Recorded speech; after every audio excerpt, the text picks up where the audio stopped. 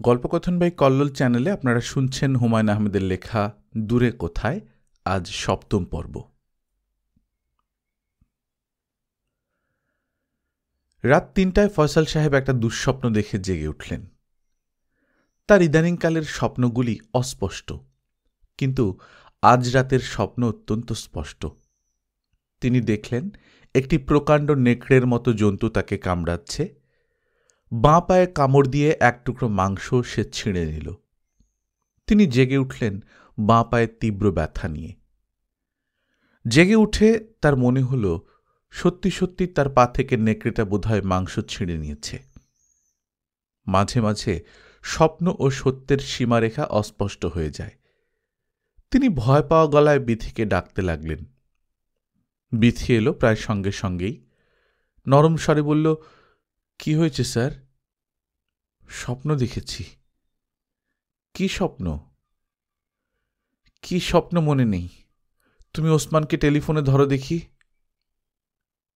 এখন অনেক রাত স্যার। সেটাকে আমি জানি না? তোমাকে যা করতে বলেছি করো। বিথি টেলিফোন সেট শোবার ঘরে নিয়ে এলো। ওসমান সাহেবকে পেতে দেরি হল না। বিথি অস্পষ্ট স্বরে বলল, আপনি স্যারের সঙ্গে কথা বলুন। হ্যালো ওসমান। জি, কি ব্যাপার বাবা? ব্যাপার কিছু না। তুই কি করছিলি? ঘুমাচ্ছিলাম। রাত ৩টা বাজে। রাত ৩টা বাজলেই ঘুমাতে হবে এমন কোনো কথা নেই। রাত ৩টার সময় অনেকে জেগে থাকে। তা থাকে। আপনি কিছু বলবেন? হ্যাঁ বলবো। আমি এই বাড়িটা বিথির নামে দানপত্র করতে চাই। করতে চান? করুন। তা তো করবই। তোর অনুমতি লাগবে নাকি? আমি করেই রেখেছি, আলমারিতে দলিল আছে। তোকে টেলিফোন করলাম এই জন্য যাতে পরে কোনো ঝামেলা না হয়।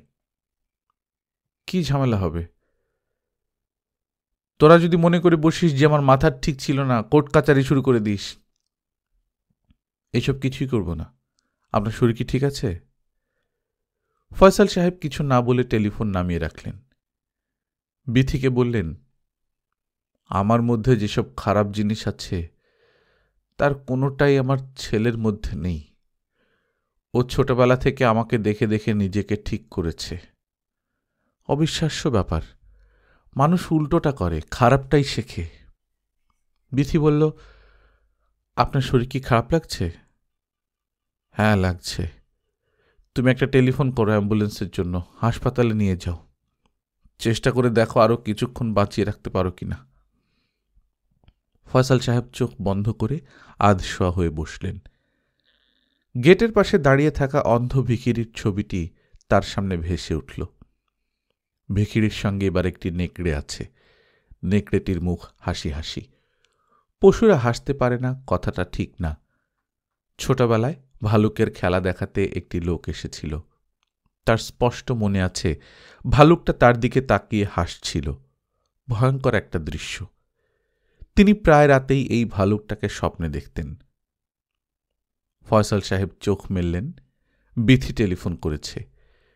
কি সুন্দর লাগছে, কি চমৎকার একটি দৃশ্য। বিথি? জি স্যার। পাওয়া গেছে কাউকে? অ্যাম্বুলেন্স আসছে স্যার। কাউকে খবর দেওয়ার দরকার নেই, তুমি একাই আমাকে নিয়ে যাও। বিথি ছোট্ট একটি নিঃশ্বাস ফেলল।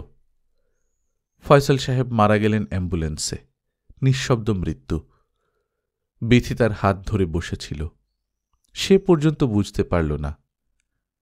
যেমন হাত ধরেছিল তেমনি ধরে থাকল। মিলি একাই কাঁদছে। ওসমান সাহেব লক্ষ্য করলেন বাবার মৃত্যু তাকে তেমন অভিভূত করতে পারছে না। অস্বস্তি লাগছে এই পর্যন্তই।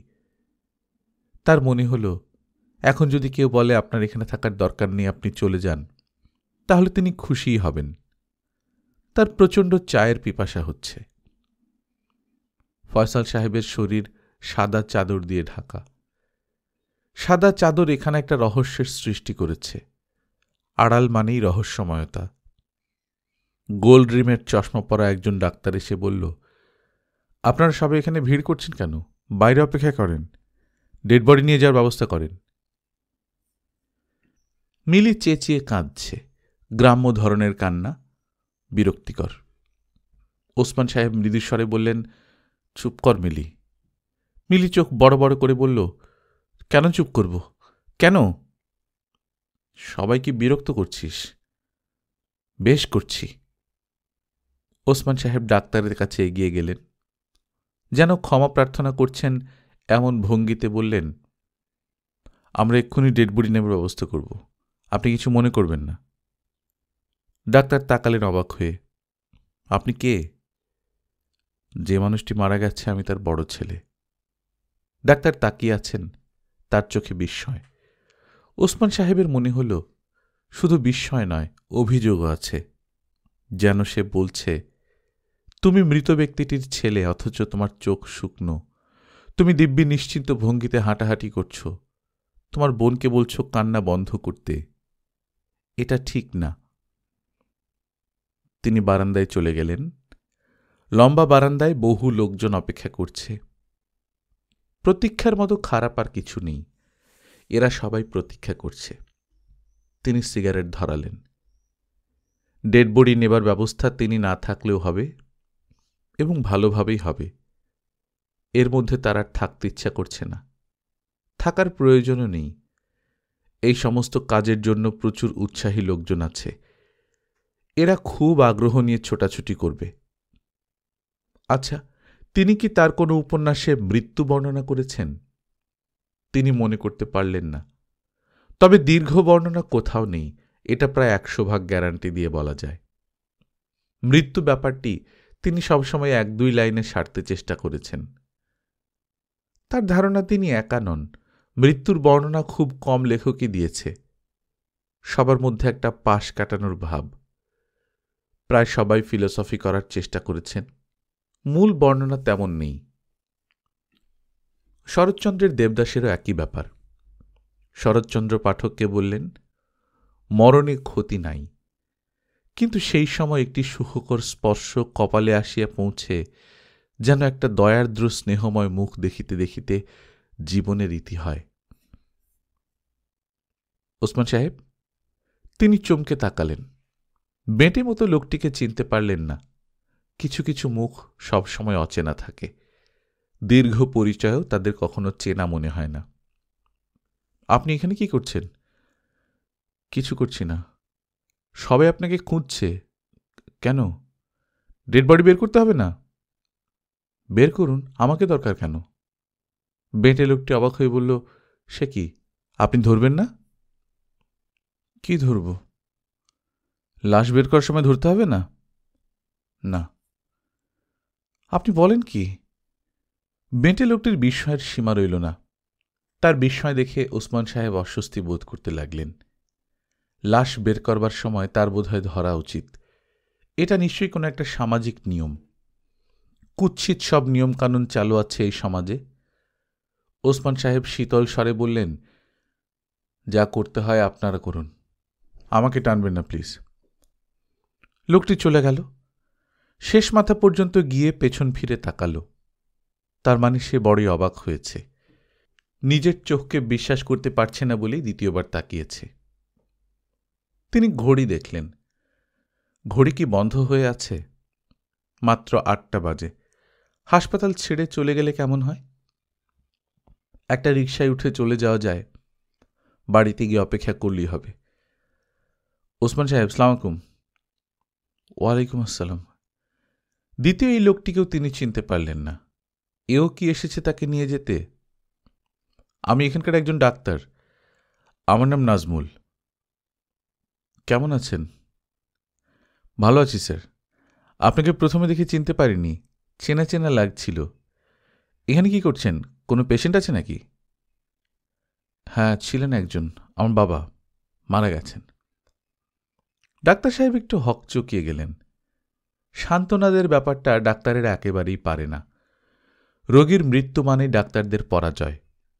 পরাজিত মানুষেরা কখনো গুছিয়ে কিছু বলতে পারে না। ওসমান সাহেব বললেন, আপনি কি আমাকে 1 কাপ চা খাওয়াতে পারেন? হ্যাঁ, নিশ্চয়ই, আসুন স্যার আমার সঙ্গে। আমাকে স্যার বলছেন কেন? ডাক্তার সাহেব হেসে ফেললেন। হাসি মুখেই বললেন, আপনি আমার কাছে অনেক বড় ব্যক্তি, আপনার প্রায় লেখায় আমি 2-3 বার পড়েছি। ওসমান সাহেব কিছু বললেন না। ডাক্তার সাহেব বললেন, আমার সৌভাগ্য আপনার সঙ্গে দেখা হলো। আমার অনেক কিছু জিজ্ঞেস করা আছে আপনাকে। করুন। আজ না, অন্য একদিন। ডাক্তারের ঘরটি ছোটখাটো কিন্তু বেশ সুন্দর করে সাজানো। দেয়ালে সূর্যাস্তের একটি জলরং ছবি পর্যন্ত আছে। ফুলদানিতে কিছু প্লাস্টিকের ফুল, এটা চোখে লাগে। প্লাস্টিক দিয়ে ফুল বানানোর বুদ্ধি মানুষকে কে দিল কে জানে। চায়ের কথা বলে এসেছি, আপনি স্যার আরাম করে বসুন। আরাম করেই বসেছি। তিনি ঘড়ি দেখলেন। ঘড়ি বোধহয় বন্ধই হয়ে আছে। এখনো 8টা বাজে। কটা বাজে বলতে পারবেন ডাক্তার সাহেব? 8টা? তাই নাকি? জি, 8টা বাজে 2 মিনিট হবে। আমার ঘড়ি একটু স্লো। ওসমান সাহেব অত্যন্ত আগ্রহ নিয়ে জিজ্ঞেস করলেন, আপনি কি একটা জিনিস লক্ষ্য করেছেন? মৃত্যু প্রসঙ্গ আমি মোটামুটি এড়িয়ে গেছি। আমার উপন্যাসগুলোর কোনোটিতে মৃত্যু বিষয়ক কোনো বর্ণনা নেই। এটা তো স্যার ঠিক বললেন না। আপনার অন্যদিন উপন্যাসে মৃত্যুর দীর্ঘ বর্ণনা আছে, চমৎকার বর্ণনা। মা মারা যাচ্ছে, তার ছোট ছেলে ও বড় মেয়ে পাশে দাঁড়িয়ে আছে। ছোট ছেলেটির বয়স 5 বছর, বড় মেয়েটির 10 বছর। শীতের রাত। তিনি চমকে উঠলেন।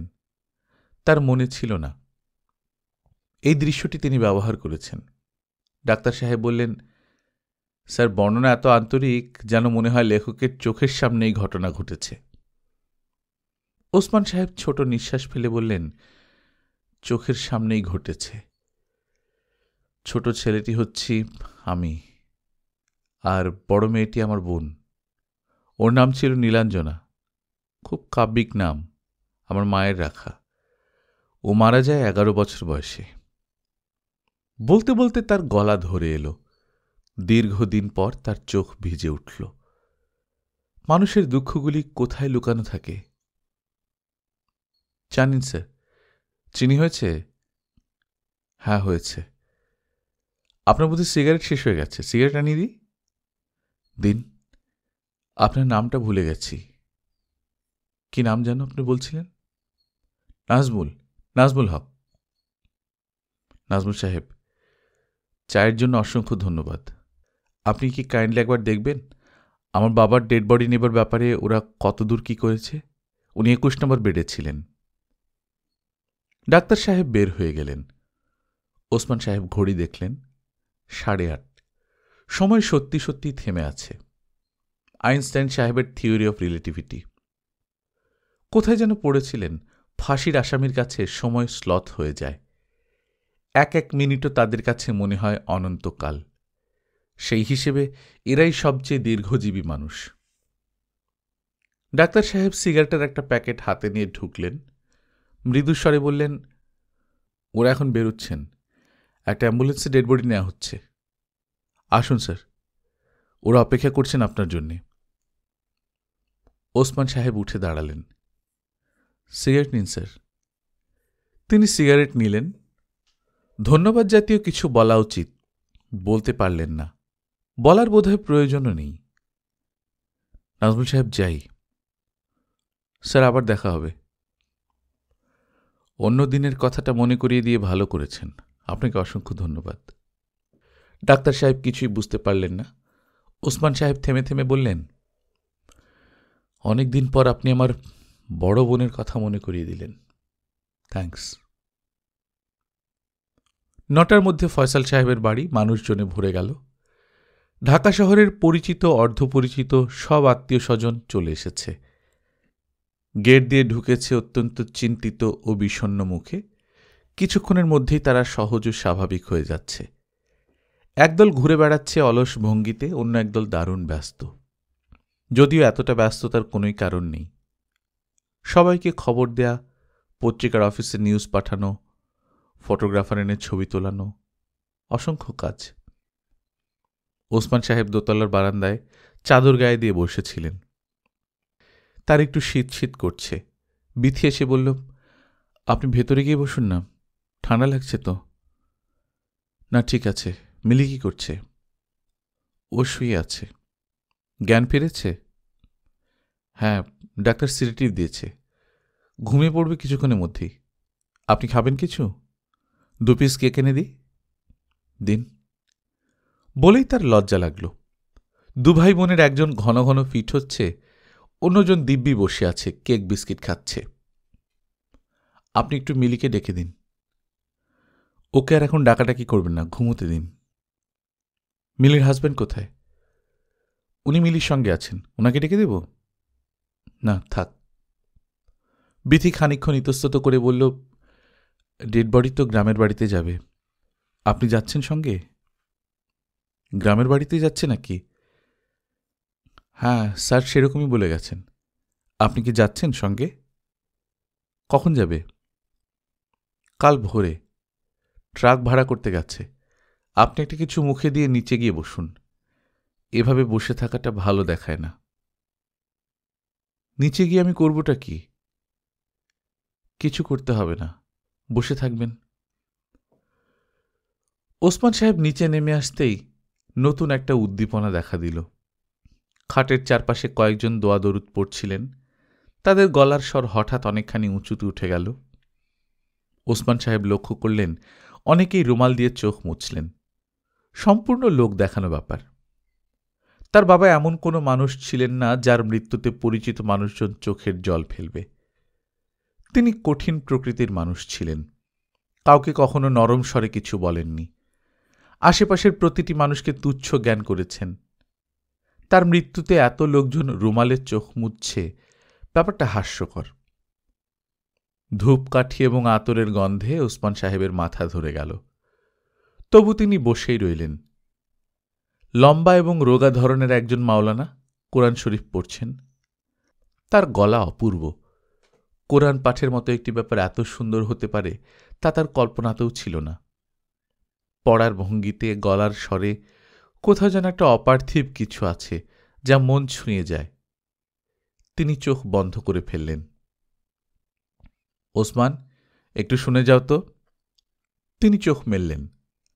মগবাজারের সিদ্দিক সাহেব, তার দূরসম্পর্কের চাচা। একটু বাইরে আসো তো আমার সঙ্গে। তিনি বারান্দায় এলেন। সিদ্দিক সাহেব নিচু স্বরে বললেন, ঘরের আলমারির সব চাবি নিজের কাছে নিয়ে যাও, নয়তো হরির লুট হয়ে যাবে। হরির লুট হওয়ার মতো কিছু নেই। তুমি বললেই হলো নেই? কিছুই জানো না তুমি। ক্যাশ টাকাই আছে 10-12 হাজার। দেখি না, দেখা দেখির কিছু নাই। আর শোনো, এই বাড়ি ভর্তি ফালতু লোকজন, এদের সরাবার ব্যবস্থা করবে। কেন? পরে আর সরাতে পারবে না, গ্যাঁট হয়ে বসবে। দান করে গেছেন, হ্যান ত্যান 17 কথা বলবে। ওসমান সাহেব কিছু বললেন না। তোমার বলতে লজ্জা লাগে তো আমি বলে দেব।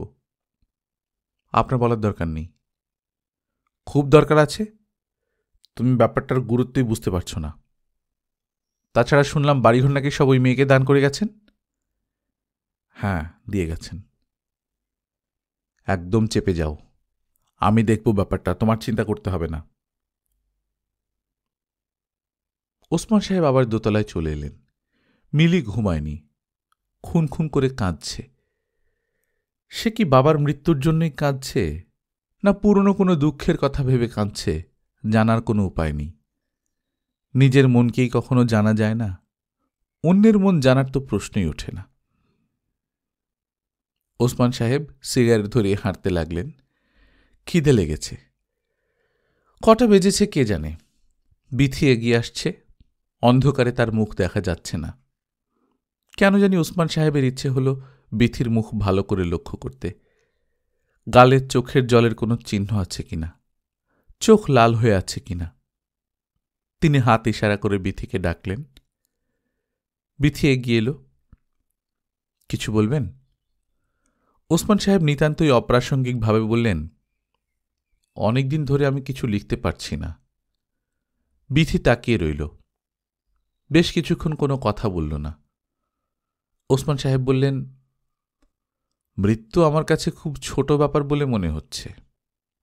আমার কষ্ট অনেক বেশি।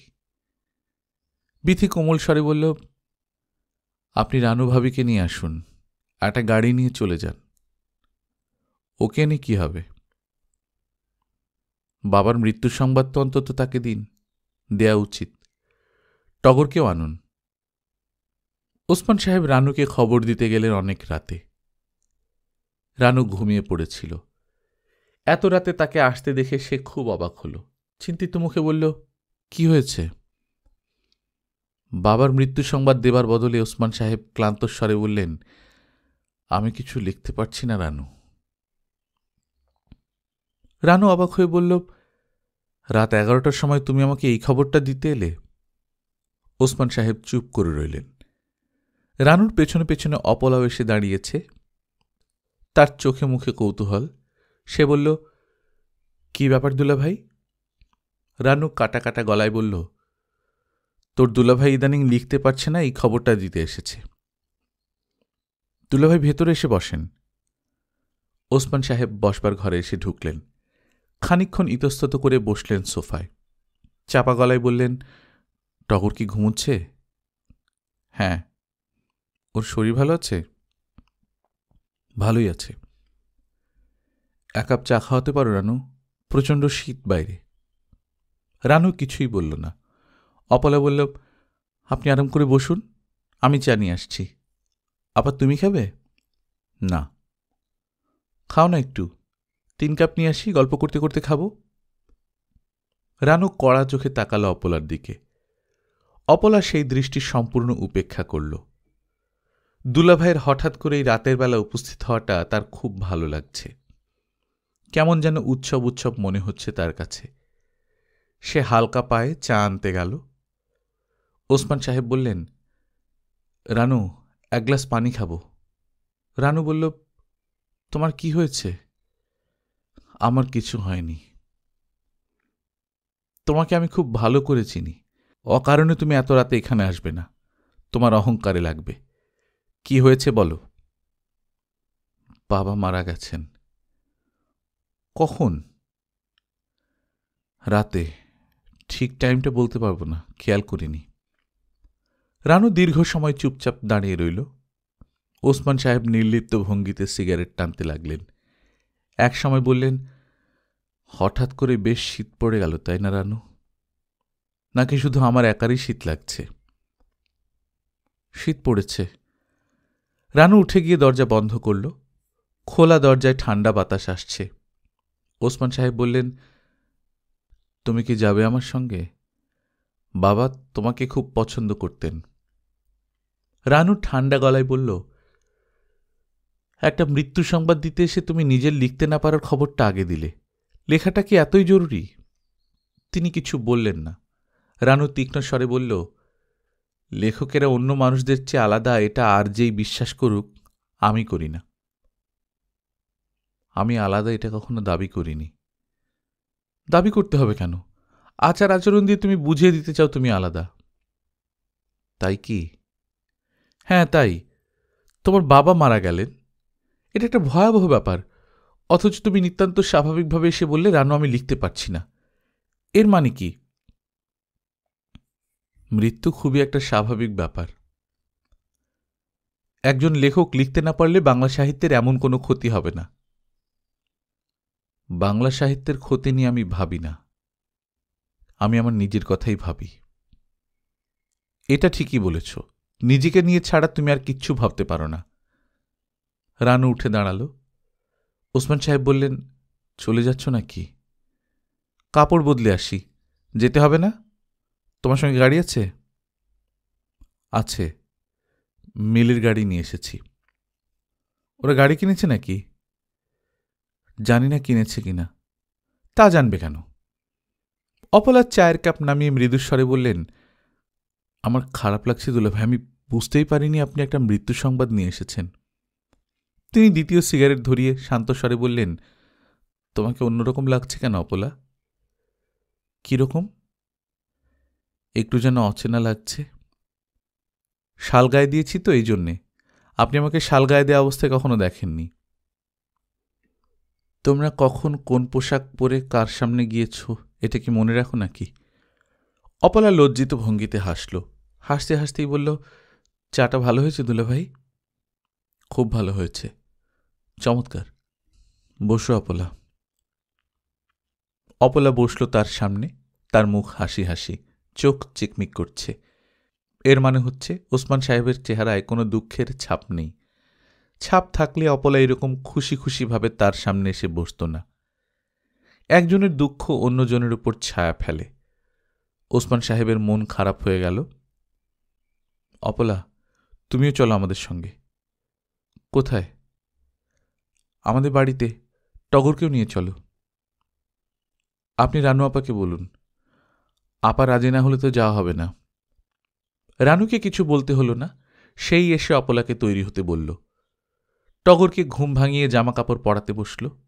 টগর কিছুই বলল না, যেন রাত দুপুরে ঘুম ভাঙিয়ে কাপড় জামা পরানোটা খুবই স্বাভাবিক ঘটনা। শিশুসুলভ কোনো কিছুই তার মধ্যে নেই। এরকম হচ্ছে কেন ছেলেটা? রানু বলল, টগর, আমরা তোমার দাদার বাড়িতে যাচ্ছি। আচ্ছা, তোমার দাদা মারা গেছেন। টগরকে এবার কৌতূহলী হতে দেখা গেল। সে চোখ বড় বড় করে তাকালো। রানু বলল, মানুষ যখন খুব বুড়ো হয় তখন তারা মারা যায়। বাচ্চারা মারা যায় না?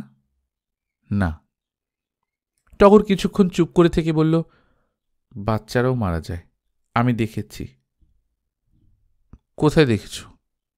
টগর কোনো উত্তর দিল না। রানু তীক্ষ্ণ স্বরে বলল, কোথায় দেখলে তুমি বলো? বলবো না।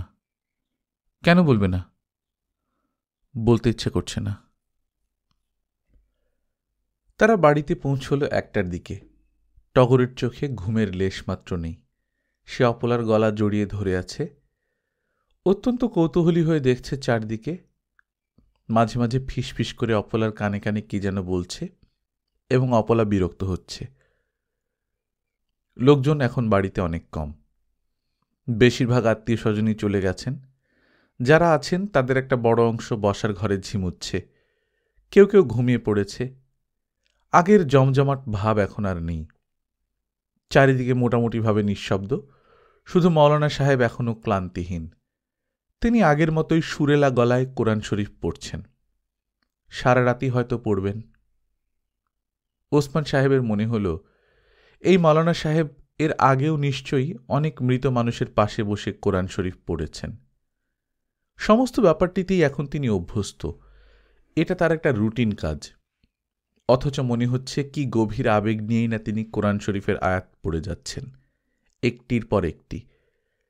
লেখকেরাও তো অনেকটা সেই রকম, রুটিন মতো লিখতে বসেন। পাঠকেরা সে লেখা পড়ে মনে করে কি গভীর আবেগ ও মমতা নিয়েই না লেখাগুলি লেখা হয়েছে। পাঠকেরা হাসে, কাঁদে। ওদের ঢুকতে দেখে বিথি এগিয়ে এলো। টগরকে বলল, বাবু, তুমি আমার কোলে আসবে? টগর দুহাত বাড়িয়ে দিল, যেন এর জন্যই অপেক্ষা করছিল। অথচ বিথির সঙ্গে তার কোনো পরিচয় নেই। বিথি রানুকে বলল, আপনি আসুন আমার সঙ্গে, বাবুকে শোয়ার ব্যবস্থা করে দিচ্ছি। রাতটা নিশ্চয়ই থাকবেন? হ্যাঁ, থাকব। আপনার জন্য একটা ঘর গুছিয়ে রেখেছি। রানু বিথির সঙ্গে দোতলায় উঠে গেল। অপলা বলল, এই মেয়েটি কে দুলাভাই? আমার বাবার সেক্রেটারি, বিথি। আশ্চর্য, এমন সুন্দর মানুষ হয়? খুব সুন্দর নাকি? হ্যাঁ। অপলা খুব অবাক হয়েছে। ওসমান সাহেবের মনে হল সৌন্দর্য ব্যাপারটা পরিবেশ নির্ভর। গভীর রাতে অপলা একটি অপরিচিত বাড়িতে এসেছে। সে বাড়িতে একটি মৃতদেহ আছে।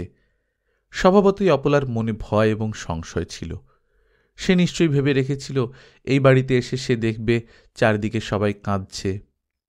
এরকম কিছু সে দেখেনি।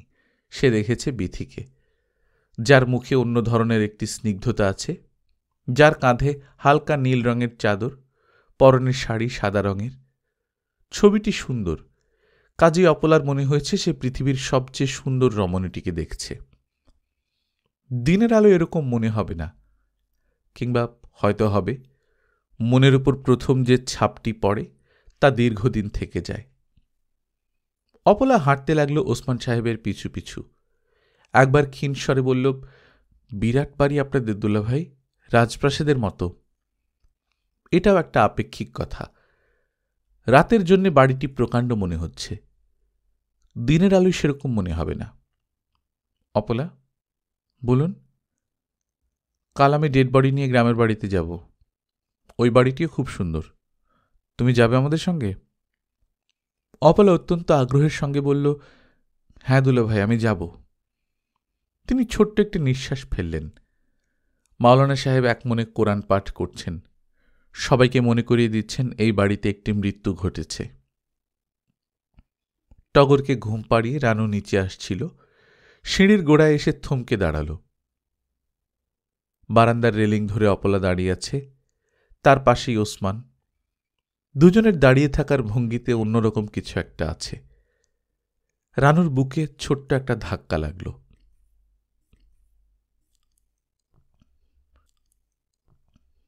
দিন কি খুব দ্রুত কাটে? কারো কারো হয়তো কাটে, কিন্তু ওসমান সাহেবের ধারণা তার দিন চলছে শামুকের মতো, এবং কখনো একেবারে চলছেই না, থেমে আছে। কিন্তু আজ বিথির কথা শুনে তিনি চমকে উঠলেন। দ্বিতীয়বারের মতো বললেন, বাবা মারা গেছেন 1 বছর হয়েছে? বলেন কি? বিথি হালকা স্বরে বলল, সময় খুব দ্রুত যায়। বলেই সে হাসল। সেই হাসি সে ধরে রাখল অনেকক্ষণ। কেউ কেউ দীর্ঘ সময় হাসি ধরে রাখে, কেউ কেউ ধরে রাখে বিষাদ। দুটি কঠিন কাজ। বিথি বলল, আপনি আসবেন আজ সন্ধ্যায়? কি হবে সন্ধ্যায়? তেমন কিছু না, একটা মিলাদ পড়াবার ব্যবস্থা করেছি। অল্প কিছু লোকজনকে আসতে বলেছি। আমি যাব। আপনার সমিতি কেমন চলছে? ভালোই। আপনি তো কোনোদিন দেখতে এলেন না। আজই তো যাচ্ছি, আজ দেখব। সমিতির মেয়েরা সব ওখানেই থাকে তো? সবাই থাকে না, কেউ কেউ থাকে। আমার মতো যাদের যাবার কোথাও জায়গা নেই তারা থাকে। বিথি আবার হাসল। ওসমান সাহেবের মনে হল এই মেয়েটিকে তিনি মোটেই জানেন না, কখনো ভালোভাবে লক্ষ্য করেননি, কখনো ভাবেননি। এক ধরনের মানুষ থাকে যাদের দেখে মনে হয় এদের ভেতর তেমন কোনো রহস্য নেই, এদের লক্ষ্য করার কিছু নেই। বিথিকে কখনো সে দলে ফেলা যাবে না। একজন রূপবতী তরুণীকে কখনো সে দলে ফেলা যায় না। তবু তিনি বিথির প্রতি অনাগ্রহ বোধ করেছেন কেন? বাবার কারণে কি? বাবা যে জিনিসটা পছন্দ করবেন তাকে সেটি অপছন্দ করতে হবে, এমন কিছু কি তার মানসিকতায় ঢুকে গেছে? বিথি বলল, কি ভাবছেন? কিছু ভাবছি না। বিথি ছোট্ট একটি নিঃশ্বাস ফেলে বলল, আপনার কাছে আমার একটি ক্ষমা প্রার্থনার ব্যাপার আছে। অনেকবার ভেবেছি ক্ষমা চাইতে আসব, কিন্তু কখনো ঠিক সাহস হয়নি। ওসমান সাহেব বিস্মিত চোখে তাকালেন। বিথি বলল, স্যার আমাকে বাড়িটা লিখে দিয়েছিলেন, কিন্তু আমার ধারণা ছিল আমি এটি কখনো পাব না। আপনারা আপত্তি তুলবেন, কোর্টে গেলে আপনাদের আপত্তি টিকে যাবে, কিন্তু আপনারা করলেন উল্টোটা। বাড়ি পেতে যাতে কোনো অসুবিধা না হয় সেটা দেখলেন। উল্টোটা করলাম বলেই কি আপনি ক্ষমা চাইতে এসেছেন? না, সেজন্যে না। স্যার আমাকে বেশ কিছু নগদ টাকা দিয়ে গিয়েছিলেন, এটা আপনাদের কাছে গোপন করেছিলাম। ক্ষমা সেজন্যই চাচ্ছি। বিথি সত্যি সত্যি নমস্কারের ভঙ্গিতে হাত জোড় করল। ওসমান সাহেব সিগারেট ধরালেন। সমস্ত ব্যাপারটার ভেতর একটি নাটকীয়তা আছে। নাটকীয়তা তার পছন্দ নয়। বিথি বলল, কত টাকা তা তো জিজ্ঞাসা করলেন না? আমার ধারণা ছিল লেখকদের কৌতূহল অনেক বেশি হয়। আমি মিথ্যামিথ্যি লেখক, আমার কৌতূহল কম। টাকাটা আমার খুব কাজে লেগেছে, সমিতিটা দাঁড় করিয়ে দিয়েছি। টাকা ছাড়া কিছুই করা যায় না। যেই টাকা হয়েছে অমনি আমার স্বপ্নটা সত্যি করে ফেলেছি। বিথি উঠে দাঁড়াল। আত্মবিশ্বাসে ভরপুর একজন তরুণী। চেহারায় অবশ্য আগের কোমলতা নেই, একটা কাঠিন্য এসে গেছে, কিন্তু তার জন্য খারাপ লাগছে না। চেহারার সঙ্গে মানিয়ে গেছে। ওসমান সাহেবের মনে হল সব কিছুই মানুষের চেহারার সঙ্গে মানিয়ে যায়। কেউ যখন নতুন চশমা নেয় সেই চশমা মানিয়ে যায়, যখন চুলে পাক ধরে সেই পাকা চুলও মানিয়ে যায়। বিথি বিদায় নেবার সময় আরেকবার বলল, আপনি কিন্তু আসবেন। 9টার সময় যাবার কথা। ওসমান সাহেব আগেই উপস্থিত হলেন। তার জন্যে বড় ধরনের বিস্ময় অপেক্ষা করছিল। তিনি নিজেদের পুরনো বাড়িটি চিনতে পারলেন না। সামনের বাগানে লম্বা গুদাম ঘরের মতো একটা ঘর উঠেছে। দুপাশে অনেকখানি ফাঁকা জায়গা ছিল, সেখানেও টিনের শেড দেয়া, একতলা দালান। তিনি হকচকিয়ে গেলেন। বিথি বলল, চিনতে পারছেন না তাই না? না, পারছি না। গুদাম ঘরের মতো যে লম্বা ঘরটি দেখছেন, এটা আমাদের সিউইং সেকশন। 33টে ইলেকট্রিক সেলাই মেশিন আছে। বলেন কি? দোতলায় পুরো বাড়িটা হ্যান্ডিক্রাফট সেকশন। মেয়েরা এখানে হাতের কাজ শেখে। আমাদের কিছু অবৈতনিক ইনস্ট্রাক্টর আছেন। এখন একজন জাপানি ইনস্ট্রাক্টর পেয়েছি, হিরোকো কাশুয়া। খুব সুন্দর বাংলা বলেন। এত সব করলেন কিভাবে? অনেকেই সাহায্য করেছে, বিদেশি অর্গানাইজেশনগুলিও সাহায্য করেছে। একটা বড় অ্যামাউন্টের সরকারি সাহায্য পাওয়ার কথা। ওটা পেলে আমরা মিরপুরে মেয়েদের একটি হোস্টেল করব। ওসমান সাহেবের বিস্ময়ের সীমা রইল না। বিথি গভীর আগ্রহে তাকে ঘুরিয়ে ঘুরিয়ে সবকিছু দেখাতে লাগল। সঙ্গে সমিতির কিছু মেয়েও আছে, যাদের সবারই বয়স 30-এর নিচে। তারা ওসমান সাহেবকে দেখছে কৌতূহলের সঙ্গে, নিজেদের মধ্যে আলোচনা করছে নিচু গলায়। সবাই বেশ হাসি খুশি। মিলাদে যাদের আসবার কথা ছিল তারা কেউ এলো না। 7টার দিকে মিলিকে নিয়ে এলো মতিউর। তারও কিছু পর এলেন মগবাজারের সিদ্দিক সাহেব। যে মৌলানা মিলাদ পড়াবেন তিনি ধাঁধায় পড়ে গেলেন। 3 জন পুরুষ মানুষ নিয়ে সম্ভবত এর আগে কোনো মৃত্যুবার্ষিকীর মিলাদ পড়াননি। তিনি বিরক্ত গলায় সূরা বলতে লাগলেন এবং ঘড়ি দেখতে লাগলেন। কিছুক্ষণ পরপর বলতে লাগলেন, আর কতক্ষণ অপেক্ষা করব? বিথি প্রতিবারই বলতে লাগল, আর কিছুক্ষণ দেখি, অনেকেরই আসার কথা। মিলিকে দেখে ওসমান সাহেব অবাক হয়ে গেলেন। ভয়ঙ্কর রোগা হয়ে গেছে।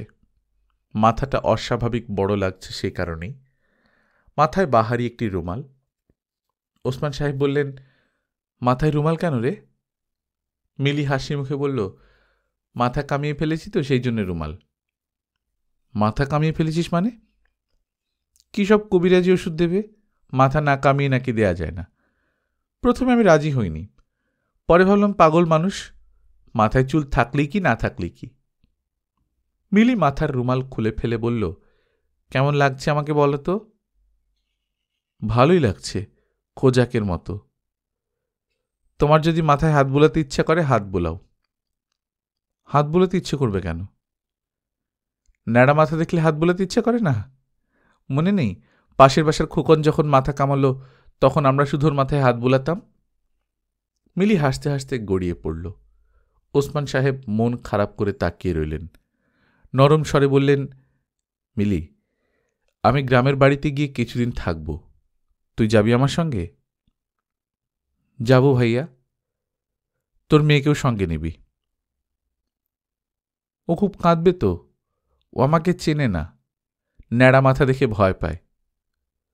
ভয় কেটে যাবে, ও তোর সঙ্গে যাবে, তুই ভালো হয়ে যাবি। আমারও ভালো হতে ইচ্ছা করে, পাগল হয়ে থাকতে ভালো লাগে না। ওসমান সাহেবের মনে হল এইসব কথাবার্তা তো পাগলের কথাবার্তা নয়, সুস্থ মানুষের কথাবার্তা। কিন্তু তবু সে সুস্থ নয়, এটা পরিষ্কার বোঝা যাচ্ছে। মিলি দীর্ঘ নিঃশ্বাস ফেলে বলল, এই পাজি মেয়েটা ঘরবাড়ি কেমন বদলে ফেলেছে দেখেছ? গুদাম বানিয়ে ফেলেছে।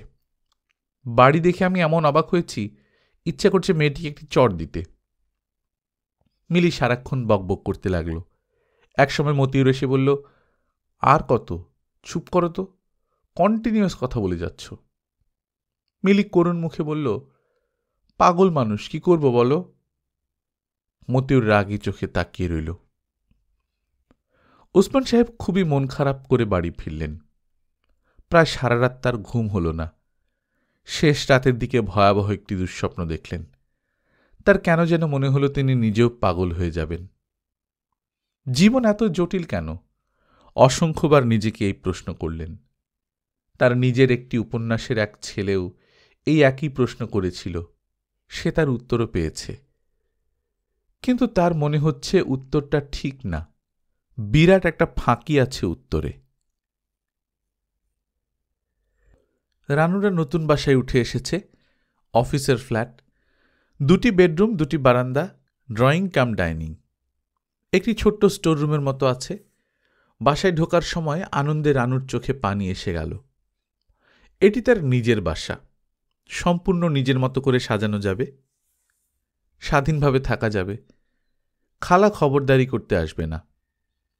টগরের জন্য সুন্দর করে একটি রুম সাজিয়ে দেয়া যাবে, তার নিজের থাকার একটি ঘর। অপলা নেই, এটি একদিক দিয়ে ভালোই হয়েছে। অপলা থাকলে ঘর ভাগ করা একটা সমস্যা হয়ে দাঁড়াত। কিছুদিন থেকে অপলার সঙ্গে সম্পর্কও খুব খারাপ হয়ে পড়েছিল, কেন জানি তাকে আর সহ্য হতো না। সে এখন মেডিকেল কলেজ হোস্টেলে সিট পেয়েছে। তার পড়ার খরচ যে মামা দিতেন, তিনি এই বাড়তি খরচ কিভাবে দেবেন তা রানু জানে না। ওটা তাদের ব্যাপার। অপলাকে সে একবার জিজ্ঞেস করেছিল, খরচ কিভাবে চালাবে? সে শান্ত গলায় বলেছে, ওটা নিয়ে তোমাকে ভাবতে হবে না, দরকার হলে প্রাইভেট টিউশনই করব। বেশ কিছুদিন তুমি আমাকে থাকতে দিয়েছ, তার জন্য অনেক ধন্যবাদ। তুই এমন করে কথা বলছিস কেন? আমি একটা খারাপ মেয়ে আপা, কি করব বলো? যা মনে আসে বলে ফেলি, ক্ষমা করে দাও। রানু ভাবেনি সত্যি সত্যি অপলা শেষ পর্যন্ত হোস্টেলে যাবে। তার ধারণা ছিল শেষ পর্যন্ত টগরের জন্যই যাওয়া হবে না। টগর যখন বলবে তুমি যেতে পারবে না খালামণি, তখন তার পক্ষে যাওয়া অসম্ভব হবে। কিন্তু আশ্চর্যের ব্যাপার, টগর কিছুই বলল না। অপলার চোখ মুছতে মুছতে যখন বলল, যাচ্ছি রে টগর, সে কিছুই বলল না, যেন চলে যাওয়াটা খুব স্বাভাবিক ব্যাপার। অপলা বলল, কাঁদিস না, ব্যাটা ছেলের কান্না খুব খারাপ। টগর অবাক হয়ে বলল, কই কাঁদছি না তো। অপলা একাই কেঁদে বুক ভাসিয়ে রিকশায় গিয়ে উঠল। রানু একবার ভাবল বলবে, থাক যেতে হবে না, কিন্তু তা বলা হল না। অপলার এভাবে থাকতে অসুবিধা হবে, সমস্যা হবে। সব সমস্যারই সমাধান আছে, এই সমস্যারও নিশ্চয়ই কোনো সমাধান খুঁজে পাওয়া যাবে। একটি কাজের মেয়ে পাওয়া গেছে, সে টগরের দেখাশোনা করতে পারবে। তাছাড়া খুব বেশি সময় দেখাশোনা করতেও হবে না। টগরের স্কুল ছুটি হবে 12টায়, আর রানুর অফিস ছুটি 2টোর সময়, 2-3 ঘন্টার ব্যাপার। টগর কোনো অবুঝ ছেলে নয়, কেউ না থাকলেও সে 2-3 ঘন্টার সময় অনায়াসে কাটিয়ে দিতে পারবে। ঘর দুয়ার গুছিয়ে বসতে তার 5-6 দিন লাগল। নিজেই ঘুরে ঘুরে কিছু ফার্নিচার কিনল। একটা কার্পেট কেনার খুব শখ ছিল, কিন্তু কেনা গেল না। অনেকগুলি টাকা একসঙ্গে বেরিয়ে যায়। রানুর নতুন বাড়িতে ঘন ঘন আসলো শুধু আলম। যতবারই সে এলো ততবারই রানু বিরক্ত হল। ততবারই মনে হল তার নিজের একটি সংসারে সে জোর করে ঢুকে পড়তে চাইছে। এক একবার তার বলতে ইচ্ছে হল, প্লিজ বারবার এসে আমাকে বিরক্ত করবেন, আমার ভালো লাগে না। একজন ডিভোর্সড মহিলার কাছে একজন পুরুষ মানুষের বারবার আসা ভালো দেখায় না, লোকজন খারাপ চোখে দেখে। কিন্তু মনের কথা প্রায় কোনো সময়ই বলা যায় না। বলা গেলে সংসারের জটিলতা কমত, কিন্তু সংসার জটিলতা পছন্দ করে, নয়তো অপলার সঙ্গে এই ঝামেলাটা হতো না। বুধবার টগর খুব উৎকণ্ঠায় কাটাল। বাবা কি আসবে? তাদের নতুন বাসা সে কি চেনে? তার উৎকণ্ঠার কথা অবশ্যই সে মাকে বলল না। বেশিরভাগ সময় বারান্দায় কাটাতে লাগল।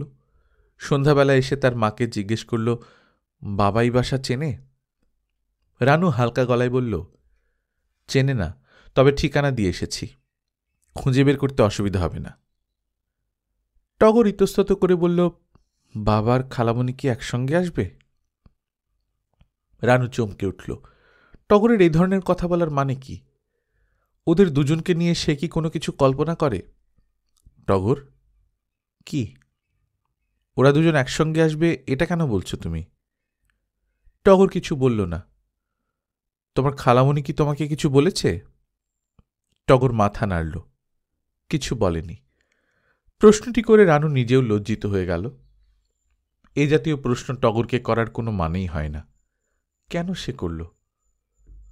ওসমান সাহেব বুধবারে এলেন না, তবে তার একটি চিঠি এলো। নতুন বাসায় কোনো অসুবিধা হচ্ছে কিনা, প্রয়োজন মনে করলে আকবরের মাকে নিয়ে যেতে পারে। বিশ্বাসী পুরনো মানুষ, কাছে থাকলে সুবিধা হবে। তিনি আসতে পারছেন না কারণ অসুস্থ হয়ে পড়েছেন। পুরনো অসুখ, অনিদ্রা। ওসমান সাহেবের চিঠির সঙ্গে সঙ্গে অপলারও একটি চিঠি এলো, দীর্ঘ চিঠি, সব মিলিয়ে 11 পৃষ্ঠা। শুরু হয়েছে এভাবে, আপা, হোস্টেলে থাকতে আমার খুব খারাপ লাগছে, কিন্তু নিজে থেকে ফিরে আসতেও লজ্জা লাগছে। তুমি এসে আমাকে নিয়ে যাও। আর শোনো আপা, আমাকে নিয়ে তুমি যে সন্দেহ করো এটা ঠিক না। দুলাভাইকে আমি খুবই পছন্দ করি, কিন্তু তার মানে এই না যে আমি তাকে বিয়ে করবার জন্য পাগল হয়ে আছি। অবশ্যই এটা ঠিক যে তার মতো কোনো ছেলের সঙ্গে আমার যদি দেখা হয় তাহলে আজ আমার লিখতে লজ্জা লাগছে। তাছাড়া একটা কথা আপা, যদি দুলাভাইকে আমার খুব বেশি ভালো লাগে সেটা কি আমার অপরাধ? কেন তুমি ওই দিন আমার উপর এত রাগ করলে? ওই দিন সকাল সকাল কলেজ ছুটি হলো, আমি ভাবলাম হঠাৎ করে দুলাভাইকে গিয়ে চমকে দেব। গিয়ে দেখি দুলাভাই নেই। আমি অপেক্ষা করতে লাগলাম। এমন সময় তুমি উপস্থিত হলে। আমাকে দেখে ভাবলে আমি রোজ এখানে এসে বসে থাকি। আমি কি ঠিক করেছিলাম জানো? তোমার সঙ্গে বাসায় যাব, তারপর একা একা ছাদে উঠে ছাদ থেকে নিচে লাফিয়ে পড়ব। আপা তুমি দুলাভাইকে জিজ্ঞেস করে দেখো, আমি আর কোনো দিন যাইনি। উনি তো মিথ্যা কথা বলেন না। তার এই গুণটি তো তুমি নিজেও স্বীকার করো না? গুটি গুটি করে লেখা চিঠি শেষ করতে রানুর আধ ঘন্টা লাগল। সেই দিনই বিকেলে গিয়ে অপলাকে নিয়ে এলো। এই কদিনেই অপলা রোগা হয়ে গেছে, তাকে কেমন লম্বা লম্বা লাগছে।